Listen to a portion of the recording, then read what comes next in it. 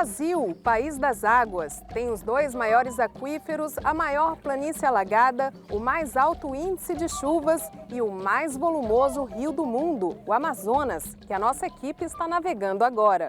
Mas a contaminação por lixo, esgoto, agrotóxicos, metais e resíduos químicos já compromete parte desta imensidão hídrica. O Caminhos da Reportagem de hoje vai mostrar de onde vem essa poluição, quem são os responsáveis e se ainda é possível reverter este cenário.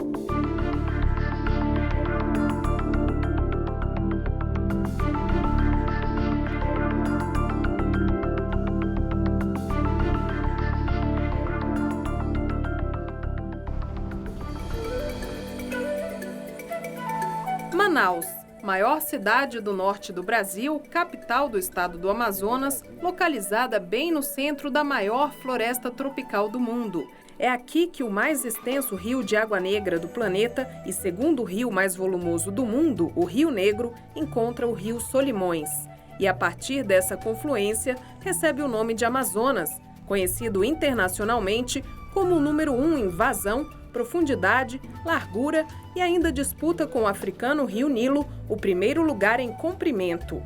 Mas o gigante que drena a maior bacia hidrográfica da Terra sofre ameaças.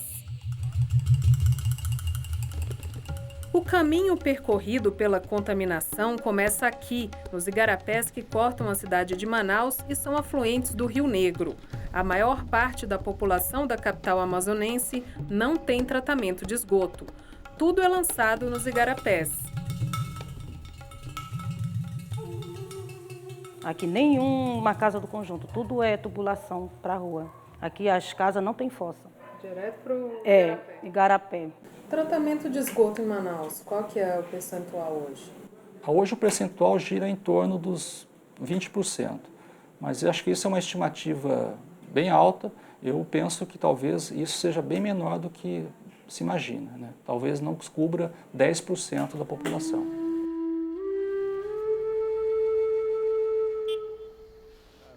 A equipe do Caminhos da Reportagem foi conferir a qualidade da água dos igarapés, acompanhados de um químico do Instituto Nacional de Pesquisas Amazônicas. Se você pudesse filmar o odor para que seus telespectadores sentissem o odor que nós estamos sentindo nesse momento, né? Aqui seguramente nós temos mais de 1.400.000 colônias de coliformes fecais por 100 ml. Quer dizer que se a gente pegar um copo padrão, um terço dele vai ter 1.400.000 coliformes ou mais. Se você fizer os cálculos corretos, você vai ver que para cada $1 que você investe, não é gasto, é investimento no saneamento básico, com tratamento, etc., você economiza 7 na saúde. Matemática. Isso daqui era maravilhoso, né? Era praticamente o recreio dia de domingo da garotada, era vir para cá tomar banho.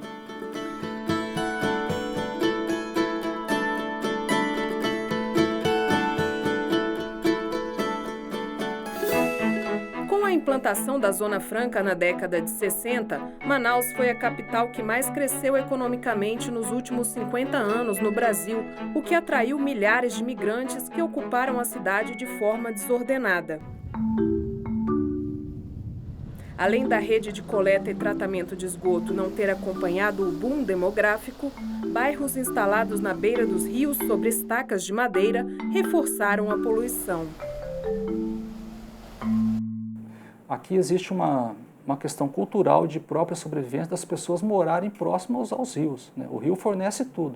O rio é locomoção, o rio é fonte de alimento, é fonte de água e, portanto, as pessoas querem morar próximos aos igarapés e próximos aos rios.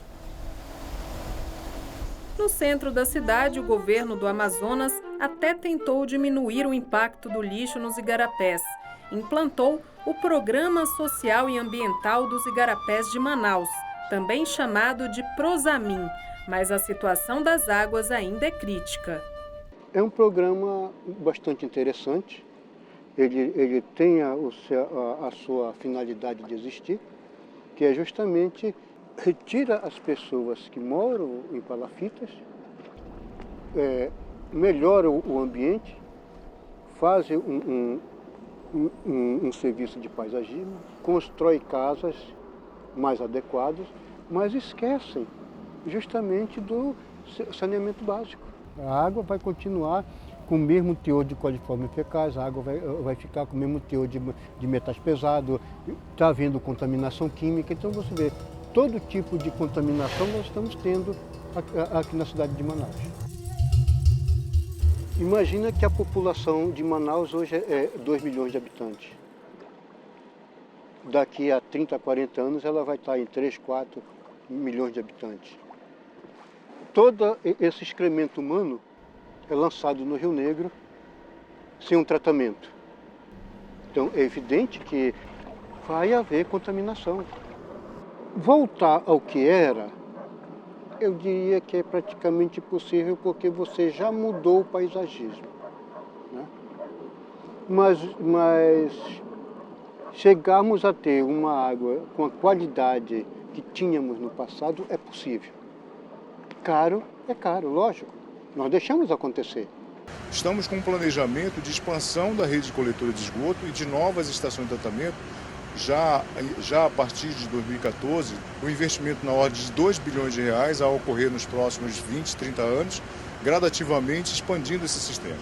A gente observa que precisamos também, além das obras de infraestrutura serem realizadas, precisa haver uma mudança do comportamento do cidadão. É o que fazem, por exemplo, os pescadores de Manaus, que contribuem com o trabalho da Capitania dos Portos à sua maneira. A capitania já encostou nós, porque não pode jogar lixo no rio não, mano. A gente tem que jogar aí na balsa, dar um jeito de acumular aí na canoa, guardar no saco e jogar ali, ó.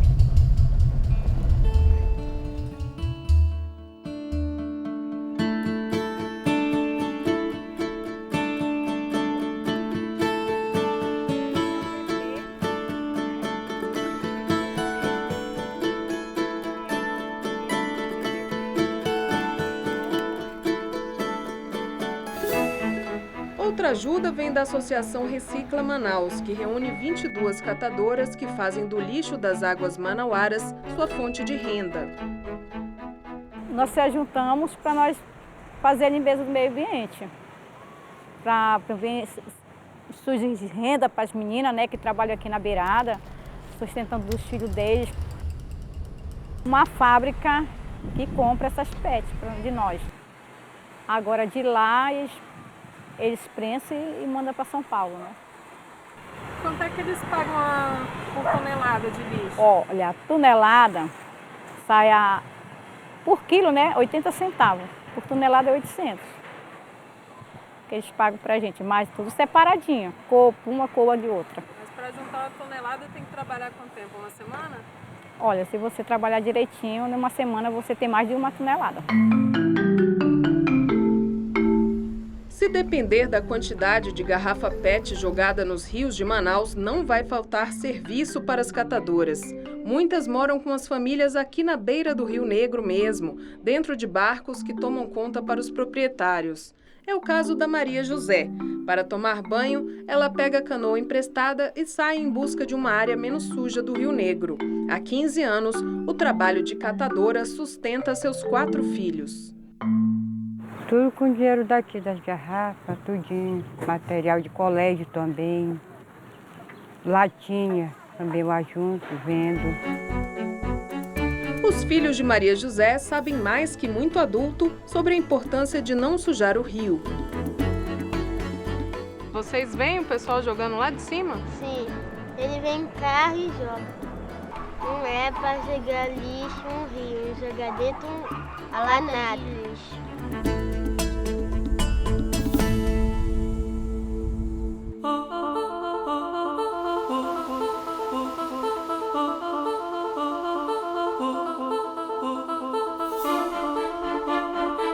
Mas não é só na área urbana que os rios estão sendo contaminados. A contaminação já chegou a áreas protegidas. Fomos Fomos ao Jardim Botânico de Manaus para ter uma visão panorâmica do que está ocorrendo. Subimos 242 degraus para chegar ao topo de uma torre de 42 metros de altura, o equivalente a um prédio de 14 andares. Daqui de cima, é fácil perceber a pressão que a cidade exerce sobre a reserva Adolfo Duque, uma área de 100 quilômetros quadrados de floresta amazônica, da qual o Jardim Botânico faz parte. Embaixo das copas destas árvores existem várias nascentes e igarapés preservados, mas um deles já está contaminado por causa da proximidade com a zona urbana. Nós vamos até lá mostrar o que está acontecendo com as águas da floresta.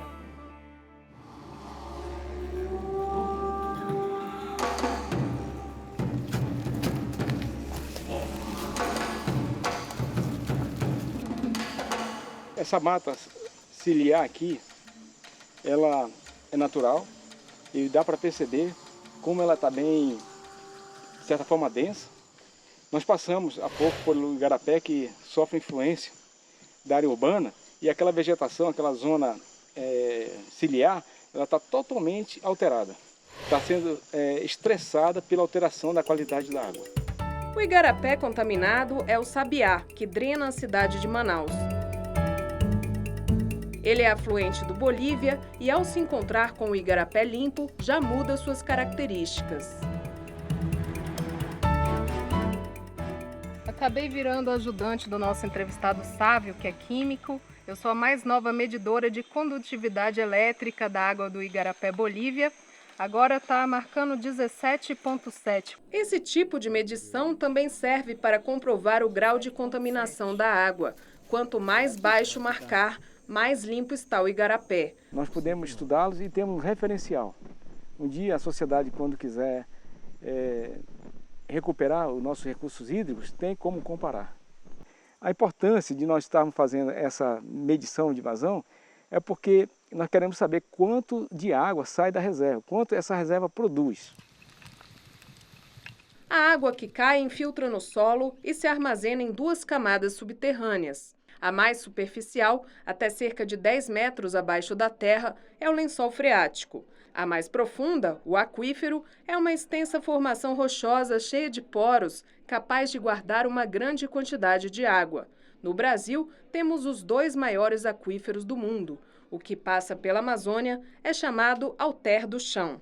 O aquífero Alter do Chão já é uma formação rochosa que ele se estende da Cordilheira dos Andes até o Oceano Atlântico, uma distância de quase 2.000 quilômetros de extensão, e essa camada rochosa tem, em média, 200 metros de espessura, né? Então, os poros dessa camada rochosa é que fornecem a água que nós chamamos de aquífero Alter do Chão. Então, na medida em que o igarapé espelha uma situação de contaminação, seja por esgoto doméstico, também até esgoto industrial, isso mostra que também as águas subterrâneas estão contaminadas.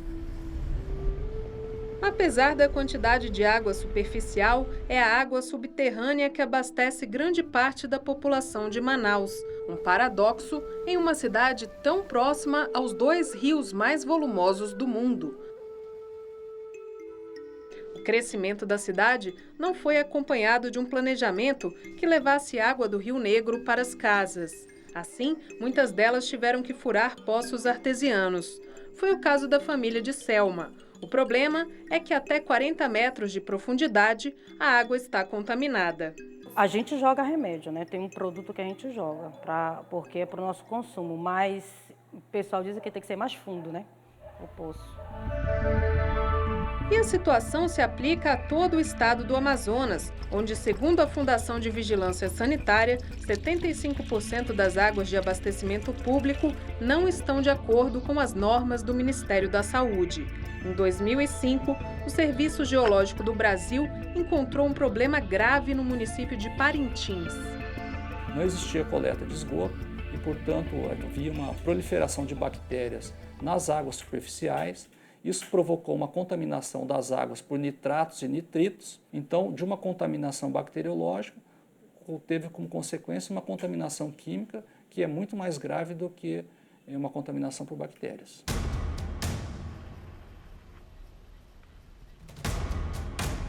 Se a água está contaminada em todo o seu ciclo, não há como escapar das doenças.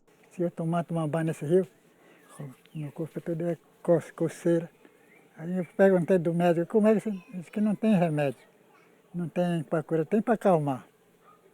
Seu Manuel, filhos, sobrinhos e netos são do povo indígena Carapanã.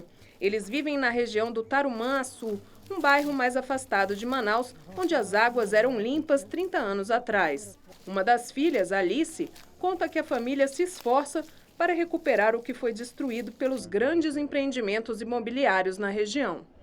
A gente veio revitalizando a nascente, plantamos o buritizeiro, que ele tem o poder de extrair a água a 20 metros de profundidade, e laterais também ele espalha as raízes. A nascente foi ressurgindo novamente. Levou tempo para revitalizar? Foi demorado? Foi quase 30 anos para crescer toda a mata, para ressurgir tudinho. Essa paixão dos indígenas pela água tem uma explicação espiritual.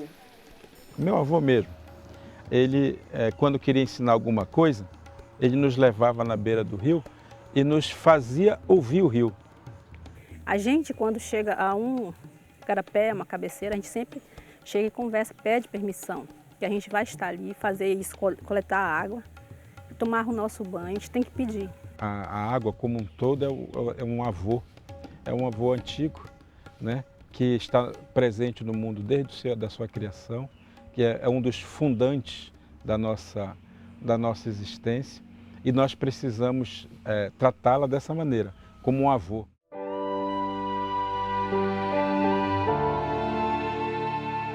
E no próximo bloco, a contaminação das águas por mercúrio por causa da extração do ouro em pleno Pantanal mato-grossense.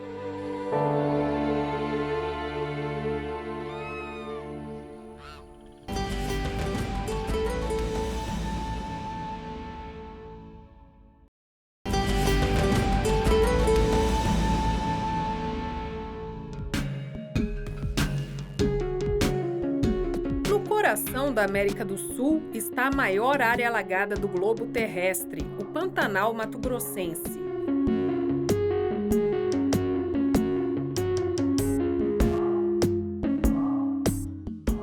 Essa vastidão de áreas inundadas encanta por sua falta de monotonia. Em certos trechos, águas paradas, em outros, águas correntes e caudalosas. Algumas vezes, água doce, outras, salobra ou salgada. Mas, de uma forma geral, as zonas úmidas, como o bioma pantaneiro, são ricos em biodiversidade e cumpridores de um papel importante no equilíbrio do ecossistema. As planícies de inundação, elas são super importantes, as áreas úmidas em geral, né, para fornecimento de água, né, como fonte de água para as sociedades humanas e para a biodiversidade em geral. Regular o fluxo dos rios para evitar enchentes e secas, manter o abastecimento dos aquíferos e purificar grandes volumes de água doce com suas plantas aquáticas são algumas das funções das zonas úmidas. Por isso, em 1971, o Brasil esteve na cidade iraniana de Ramsar, onde assinou uma convenção de proteção a estas áreas. O compromisso foi firmado por outros 150 países. Mas nem este tratado foi capaz de frear o desaparecimento de mais de 60% das áreas inundadas do planeta neste último século. E a contaminação dessas águas é uma das maiores responsáveis por esta diminuição de volume.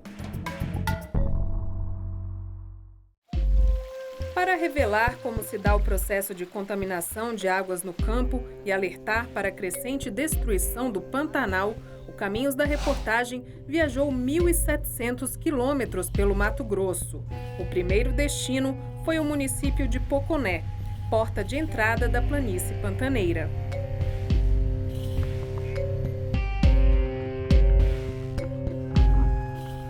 Em Poconé, as comunidades tradicionais, como os remanescentes de quilombos, foram afetadas pela presença de um metal pesado nas águas, o mercúrio, usado no garimpo para separar o ouro dos resíduos. Sua ingestão pode causar perda da coordenação motora, malformação do feto e outras consequências. Com a chegada do garimpo, eles usaram o leito do córrego para jogar, né, os resíduos do garimpo. E chegou com um certo ponto de que O córrego não conseguiu jogar esses resíduos. E aí foi assoreando, e aí chegou mesmo o momento que assoreou. Começamos a perfurar cacimbas. Perfurava cacimba, mas assim mesmo, o resíduo do garimpo chegava, aproximava, tomava conta da cacimba, até que chegou o momento, vamos perfurar uma cacimba ali, que é uma cacimbinha que tem mais ali embaixo, né? E a água é amarela? Como é que é a qualidade da água? Olha, essa água dessa cacimba é assim, a olho nu, ela tem uma cor, né, natural, agora só que ela não recebe nenhum tratamento. Provavelmente está contaminada, né? Acredito que sim. O córrego que passa pelo quilombo Tanque do Padre deságua em riachos que correm para o Rio Paraguai, um dos mais importantes formadores do Pantanal. Mas mesmo assoreado, este córrego ainda tem alguma vazão na época das chuvas. O problema é que a presença de mercúrio, que contaminou a camada subterrânea, inviabilizou a agricultura de subsistência praticada há 90 anos pela comunidade. Antes o solo era fértil, hoje o solo não é mais fértil. Você vê, a gente planta, a planta ela cresce até um determinado tamanho, depois ela amarela, ela morre. Houve uma transformação na comunidade, que hoje o pessoal, já para sobreviver, eles já procuram sair fora para trabalhar.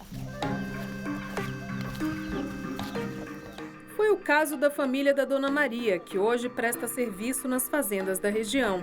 Eles são uma das 13 famílias de quilombolas que ainda vivem por aqui. Já nascemos aqui, só que era mais lá para baixo. Mas aí mesmo, do outro lado do córrego, aí que passou. Esta daqui, que já estava de cabeça branca, nasceu a casa era bem ali, logo atrás a gente fez barraca dele.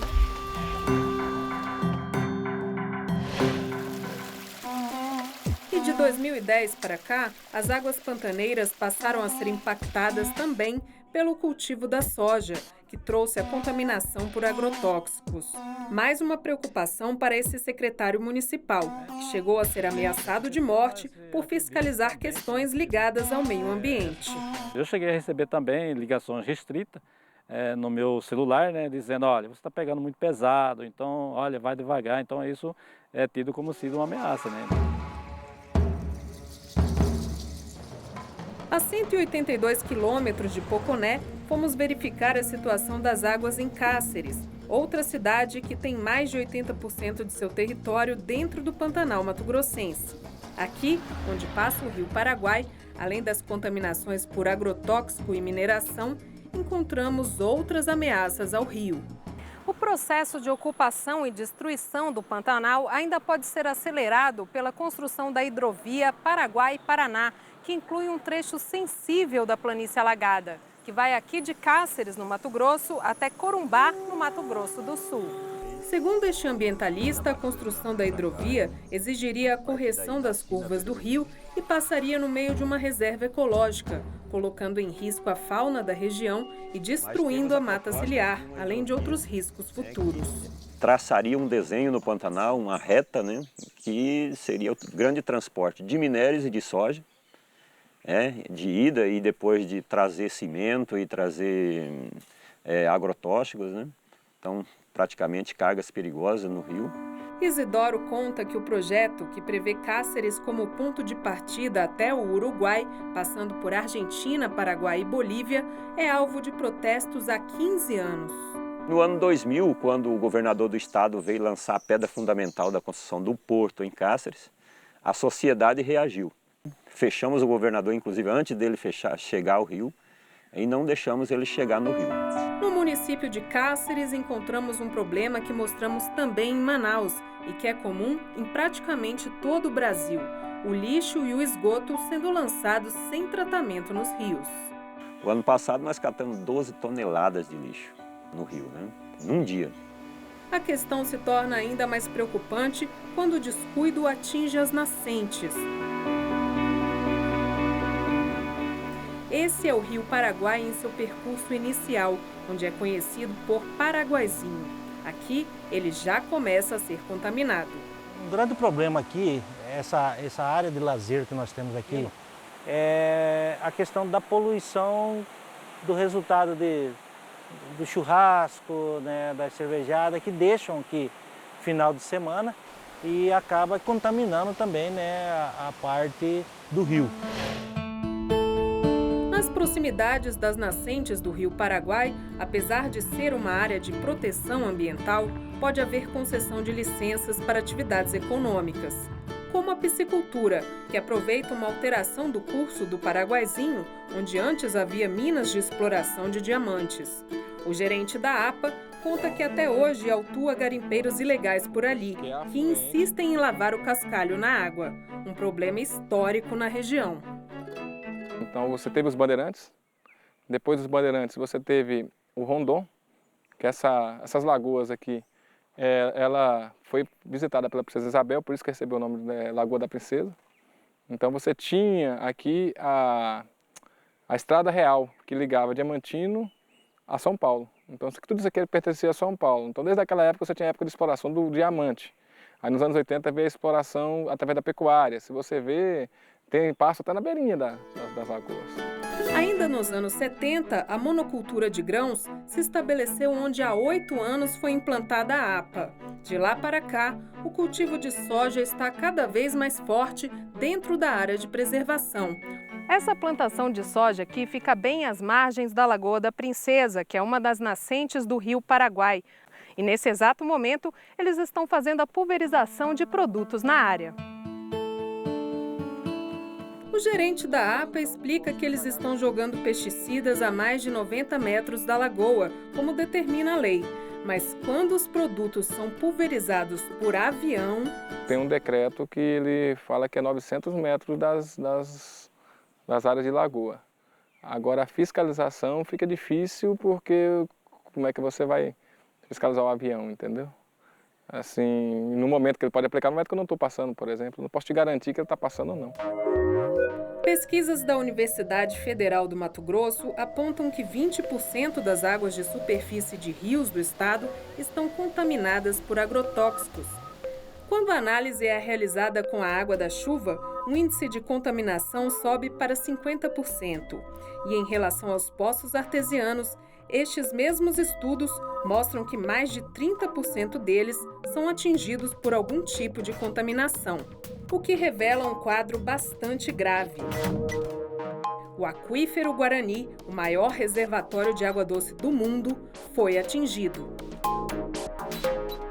A gente tem uma parte do aquífero Guarani que fica sob o Mato Grosso, principalmente na região sul, né, que pega a região do Pantanal, já está no aquífero. E nos poços artesianos que a gente pesquisou, dezenas deles, estão contaminados.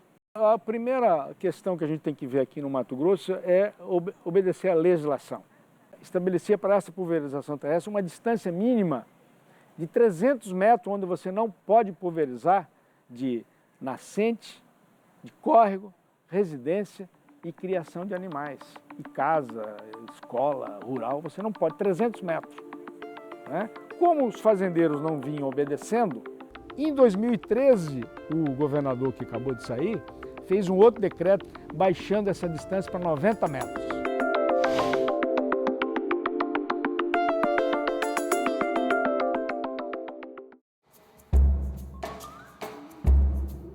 Da capital Cuiabá, passando pela Chapada dos Guimarães, chegamos a um mirante de onde temos uma visão do Planalto e da planície. Tudo o que acontece ao longo desse desnível é sentido no Pantanal. O Pantanal em si, ele é um grande, que a gente chama de tampão, ele é um grande... ele amortece, né, todos esses impactos, né, de erosão, de contaminação, o próprio esgoto das cidades, né, de Cuiabá e Várzea Grande, que são as principais cidades da região. Agora o problema é que isso está sendo feito de uma forma muito intensa, né? A cada nova intervenção do homem, as águas perdem força e volume por causa da retirada da vegetação nativa das margens dos rios. O desgaste do solo arrasta areia para o seu leito e diminui a capacidade de absorção da água. Na área rural do município de Campo Verde, logo após a Chapada dos Guimarães, conhecemos uma fazenda de soja, milho e algodão, onde foi feita a recomposição da mata ciliar. A princípio eu comecei a fazer o reflorestamento com um rapaz que estudava na universidade em Cuiabá. Comprei as mudas dele e começamos a fazer. Aí a partir desse momento começou a surgir algumas entidades que se interessaram pelo projeto. O que a gente nota de melhorias é na própria mata ciliar, que a gente encontra hoje mais espécies de aves e alguns outros animais. Outros agricultores da região fazem o mesmo, têm interesses? Você sente que existe interesse ou existe mais uma resistência? A gente percebe que em áreas produtivas, reflorestamento não é tão difícil de fazer. Porém, em áreas degradadas já se torna um pouco mais difícil e aí há um pouco mais de resistência, porque envolve custos e ainda o apoio do governo, o apoio das entidades ainda é pequeno.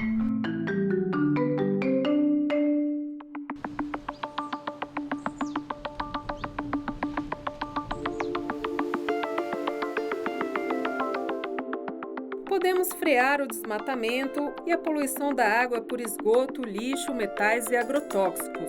Se fizermos isso, conseguiremos reduzir a proliferação de doenças, a necessidade de ingestão de remédios e os impactos de um tipo de contaminação crescente, silenciosa e quase imperceptível. A contaminação da água por hormônios naturais, hormônios sintéticos como anticoncepcionais, antibióticos, anti-inflamatórios e outros medicamentos. Esse professor de Química da Universidade de Brasília explica que há 10 anos os cientistas investigam efeitos dos chamados contaminantes emergentes, uma mistura de todos esses hormônios ingeridos pelo homem e excretados nos esgotos diariamente. O esgoto é levado para uma estação de tratamento, né, e a estação de tratamento gera um efluente que é descartado na água, né.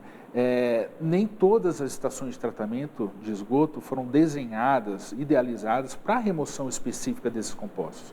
Então, o que acontece é que muitos desses compostos acabam passando ilesos pelo sistema de tratamento. O problema é que a gente não consegue ser taxativo porque a gente está lidando com a exposição de uma população muito grande. E muitas vezes esses compostos, eles não apresentam efeito naquela população, mas sim nos seus descendentes. Para entender alguns efeitos dos contaminantes emergentes no homem, podemos citar a antecipação da primeira menstruação das meninas e a elevação dos casos de câncer de mama e próstata. Nos animais, os estudos apontam para diversas alterações genéticas, como a feminização de peixes. Não quer dizer que os peixes estão mudando de sexo, não. Quer dizer que eles começam a assumir um comportamento que é característico de fêmeas. Como, por exemplo, produção de proteínas, produção de uma série de substâncias que são utilizadas, por exemplo, para a maturação da ova, que é característico de organismos fêmeas, né? A gente está lidando com uma série de substâncias aí que tem um potencial bastante grande de alterar todo um ecossistema. E depois do intervalo, um projeto do fotógrafo Sebastião Salgado para recuperar nascentes no Vale do Rio Doce, região de Mata Atlântica nos estados de Minas Gerais e Espírito Santo. E você também vai conhecer algumas iniciativas para tentar reverter o cenário da contaminação das águas nas cidades e no campo.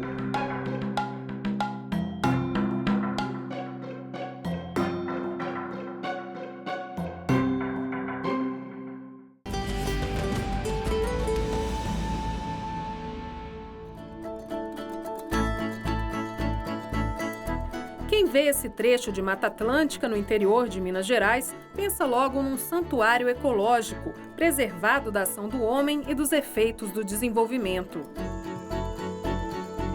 Difícil imaginar que até o final da década de 1990, tudo isso era uma fazenda degradada, voltada para a produção de gado de corte. Quem lembra é seu Manuel, que trabalha aqui há mais de 30 anos. No início, a fazenda era muito pasto, muito capim, né? Muito verde. Mas com o espaço de tempo, foi acumulando criação e foi degradando o terreno, acabando, né? O pasto acabou, foi virando erosão. Aí veio a ideia de fazer o reflorestamento, né? E foi uma ideia muito boa, porque deu muito bom resultado com tão pouco tempo, que eu, por exemplo, eu não tinha esperança de ver do jeito que estou vendo hoje, né? O senhor já trabalhava aqui na época do pai do Sebastião? Sou Sebastião. A gente pegou trabalhar com ele, zelou aqui até ele falecer. E aí eu fiquei na família aí. As histórias do seu Manuel se confundem com a própria história da Fazenda Bulcão, que ele tem orgulho de zelar até hoje. A propriedade era dos pais do fotógrafo Sebastião Salgado, que passou a infância correndo por essas terras, localizadas em Aimorés, região do Vale do Rio Doce. As fotos revelam o que a fazenda era até 1998 e no que se transformou, quando Dona Lélia, esposa do fotógrafo, começou a refletir sobre o destino da propriedade. A ideia da Lélia era, bom, se o homem tirou a floresta, vamos replantar. E aí nasceu o Instituto Terra, que é uma organização sem fins lucrativos, uma ONG, que administra as ações dentro da Fazenda Bulcão e depois fora também da Fazenda Bulcão. Em 16 anos, mais de 3.000 mudas de espécies nativas da Mata Atlântica foram plantadas dentro da fazenda, onde funciona a sede do Instituto. Junto com a floresta, a fauna voltou. Nós temos 33 espécies de mamíferos observados aqui, são quase 200 espécies de aves identificadas, 15 répteis, 16 anfíbios. Agora que fauna, flora e homem voltaram a se harmonizar dentro da fazenda, o Instituto Terra orienta e direciona as ações de reflorestamento fora dos limites da propriedade. O que a gente quer é que a fazenda seja um modelo de uma experiência bem-sucedida, um grande laboratório, para que as pessoas possam ver que é possível recuperar a Mata Atlântica, que é possível fazer a água. Nós estamos com um programa chamado Olhos d'Água, programa que foi reconhecido como uma das 70 melhores práticas para o mundo pela ONU Água em 2011. Esse programa visa proteger todas as nascentes do Vale do Rio Doce. Por todo este vale, que pega boa parte de Minas e Espírito Santo, existem cerca de 370.000 nascentes. O Instituto Terra planeja recuperar todas em no máximo 40 anos.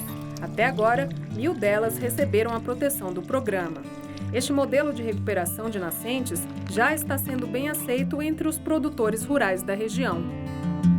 Um deles é o seu Onair, que nos levou para conhecer 2 nascentes dentro da chácara dele.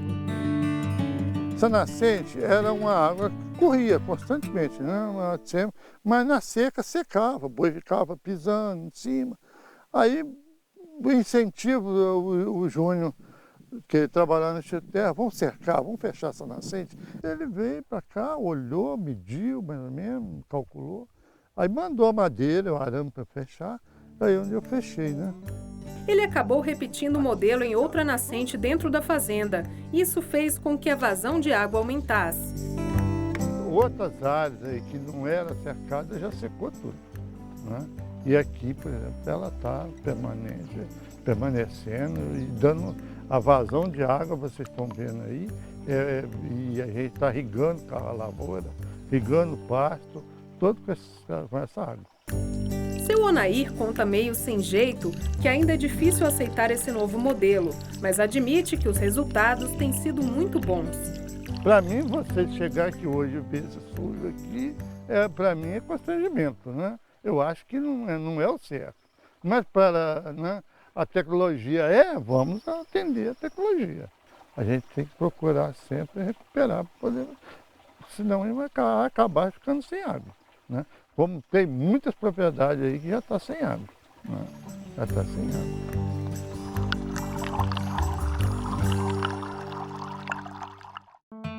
Além de revitalizar as áreas de nascentes, o programa Olhos d'Água também tem implantado fossas sépticas em casas sem esgoto sanitário ou naquelas em que ele é inadequado. Isso ocorre com 80% das propriedades rurais do Vale do Rio Doce, segundo estimativa do Instituto Terra. Fomos conhecer uma delas.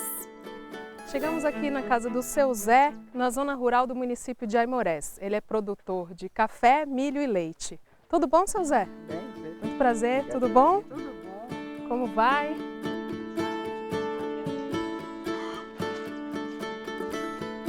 O técnico do Instituto Terra nos explica como funciona uma fossa biodigestora.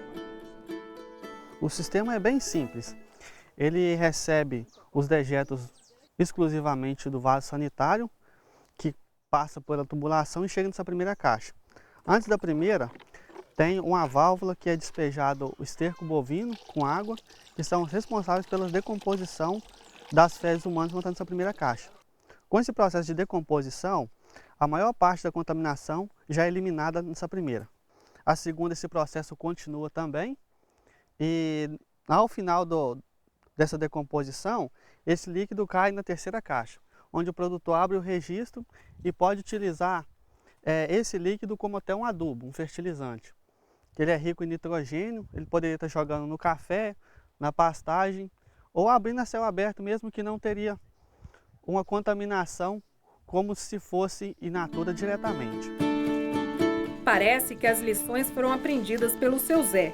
Mesmo morando ali no interior do país, ele revela preocupação com o futuro do planeta. A gente vai destruindo o planeta de pouco a pouco, né? Cada um contribui um pouco. Né? E tem gente contribuindo também para melhorar a situação ou só para destruir? Eu acho que está fazendo, mas a gente deveria fazer mais. Porque eu acho que a água é a grande riqueza do planeta, é a água. Sem água ninguém vive.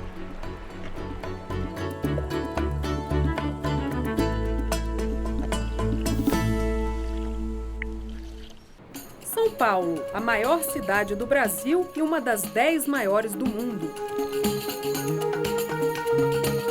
Quando o assunto é água, as primeiras imagens que nos vêm à mente são de rios contaminados, enchentes provocadas pelo transbordamento dos rios Tietê e Pinheiros e de dejetos boiando ao longo destes rios. Nesta metrópole, já marcada pelos problemas do caos urbano, se soma agora uma nova crise, a falta de abastecimento de água. Mas e se dissermos que, apesar dessa crise hídrica, São Paulo tem centenas de rios soterrados, invisíveis para a população e não aproveitados para consumo? São Paulo tem, por volta de pouco menos de oficiais, 300 riachos, córregos, ribeirões, etc. Como é que é possível a gente morar aqui e não saber que isso existe? Como assim tem 300? Não tem 300, tem 500 ou 600. 300 são os oficiais, aqui não. O Luiz é um dos articuladores do projeto ambiental Rios e Ruas, que surgiu a partir de descobertas como essa, uma nascente que surge no meio do Butantã, bairro nobre da Zona Oeste, onde está a sede da Universidade de São Paulo. Esse muro é a divisa da cidade universitária. Essa água desse lago aqui, ela está sendo drenada das nascentes. A gente fez um riozinho, na verdade, que o pessoal cavou na lama aqui e tal, e fez esse riozinho que acaba reservando a água aqui, mas depois a água já é drenada para um bueiro e segue primeiro uma galeria pluvial e depois pela galeria do riozinho. Né? Desde 2010, o Rios e Ruas convoca os paulistanos para mutirões de conservação. A ideia é mudar a percepção das pessoas sobre o local onde moram e passar a respeitá-los e valorizá-los. Quando a gente diz em São Paulo, pô, Pinheiros, o Tietê, fede pra caramba, tá horroroso o cheiro desse rio. Bom, tá completamente errado, né? O rio não tem cheiro. O que a gente pôs no rio é que fede. Os moradores já se sensibilizaram. Gente como Dona Rosa, que tem uma nascente dentro do próprio quintal. Com a construção da casa, das casas aqui do bairro, ela se acumulou em algum canto, em alguma parte aqui do terreno, e justamente ela ficou dentro do meu terreno, né? Onde meu pai comprou aqui. E fica essa nascente aí, né? E a gente limpa todo dia, né? E eu acho muito bonito, fico admirada porque são os passarinhos que vêm aqui tomar banho, né? Eu vejo todo dia as sabiás de manhã vêm aí tomar banho e eu fico olhando, eu acho muito bonito. Esse arquiteto, também idealizador do Rios e Ruas, defende a importância deste tipo de iniciativa. Nós queremos os rios abertos, nós queremos as nascentes tratadas, nós queremos essa região apresentada para a cidade não como um brejo, como uma área de entulho, de lixo, mas o que ela é, uma nascente de rio. Coisa que é possível, a gente tem evidências de várias cidades pelo mundo que estão recuperando os seus rios. São Paulo, a gente repete, está atrasado nesse processo de recuperação dos seus rios. e de mudança dessa lógica, né, de que não dá mais para ter esses rios cobertos. Então a gente está caminhando, não sei se vai demorar 2 anos, 5 anos, 10 anos, 20 anos, talvez 50 anos, mas a gente vai trazer esses rios de volta sim.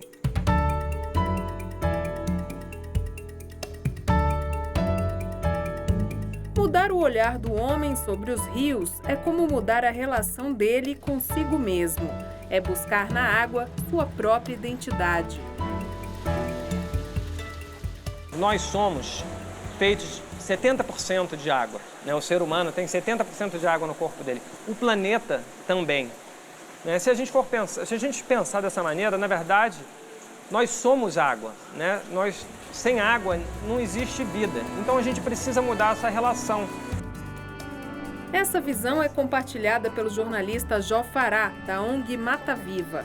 Consciente da importância da água, há 20 anos, ele luta para proteger o último igarapé preservado da cidade de Manaus.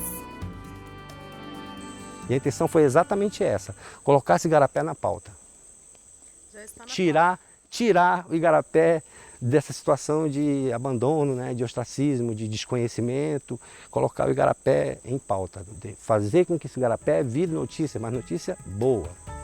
Ele usa as redes sociais para mobilizar a população da capital amazonense a tentar proteger este pequeno santuário da degradação. A iniciativa deu certo. Ele despertou a atenção da comunidade científica e o Sistema de Vigilância da Amazônia, o CIVAM, passou a monitorar o igarapé por satélite. É mais difícil um empreiteiro, é mais difícil um construtor, uma indústria chegar para se instalar no lugar onde tenha pesquisa científica em andamento do que no lugar onde não tenha nada. E agora o passo é continuar fazendo isso, fazendo esse trabalho aumentar, crescer para que a gente traga mais ciência, para a gente traga mais pesquisa, mais pessoas como vocês que vieram de longe, né, para conhecer o igarapé da Água Branca. Ele está famoso, igarapé, isso deixa a gente bastante alegre. Jó Fará se dedica à conservação da mata em torno do igarapé. Afinal, são as árvores que mantêm a umidade do solo e do ar. Você sabe que uma árvore de grande porte pode colocar na atmosfera mais de 1000 litros por dia. É uma tonelada de água por dia que uma única árvore coloca na atmosfera para os ventos levarem para outras regiões. A Amazônia é a grande paixão desse engenheiro suíço radicado no Brasil. Em 82, 83, eu acabei fazendo uma volta ao mundo de avião, Embraer, pequeno avião, era esse aqui. E 3 anos voando a baixa altitude, deu para perceber realmente a fragilidade da terra, as dificuldades dos povos com água, com montanha, com desertos. Então me toquei realmente que o ponto importante para a gente é cuidar do nosso meio ambiente. Foi o olhar privilegiado de piloto que abriu novos caminhos para pesquisas ambientais no país. Moss percebeu que a floresta é como uma máquina de chuvas e que essas chuvas são levadas pelos ventos e percorrem caminhos definidos. A esses caminhos, ele deu o nome de rios voadores. É uma maneira muito poética de escrever um fato científico, o fato que existe uma transferência muito grande de umidade da Amazônia para outras regiões do Brasil, através dos rios voadores. Né?